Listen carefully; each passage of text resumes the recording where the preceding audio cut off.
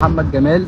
لقطة جابت أكتر من 100 مليون مشاهدة لأشهر واحدة دلوقتي بيلي ايليش، وفي نفس الوقت ظهر منها ناس في مصر بتعمل نفس الحركة. بس ازاي يعملوا حركة زي دي أو يقولوا ألفاظ زي دي قدام الكاميرا وقدام الناس؟ الفترة الأخيرة ناس متابعين لبيلي ايليش بدأوا يلاحظوا إنها بتعمل حركات غريبة قدام الكاميرا. فجأة ممكن تتحرك بطريقة غريبة أو تغمض عينيها قوي أو تتحرك وتحط إيديها على وشها أو وشها كله يتحرك في اتجاه غير اللي هي أصلا باصة فيه. وفي نص الكلام ممكن تقول كلام غريب محدش يفهمه أو أي حركات استفزازية للناس اللي قاعدة قدامها. المتابعين بدأوا يركزوا معاها ويشوفوا هي بتعمل الحركات دي فعلا علشان تلفت النظر او عشان تضحك الناس ولا الحاجات دي لا اراديه. وظهر ناس برضه موجوده في مصر، واحد اسمه محمد جمال بدا يقول ان هو عنده مشكله وبيعمل الموضوع ده بشكل لا ارادي، وفجاه بيعمل اصوات او بيتحرك حركات لا اراديه بشكل مفاجئ يخض اللي قدامه، والحركات دي بتتكرر كل شويه في اي كلام هو بيقوله.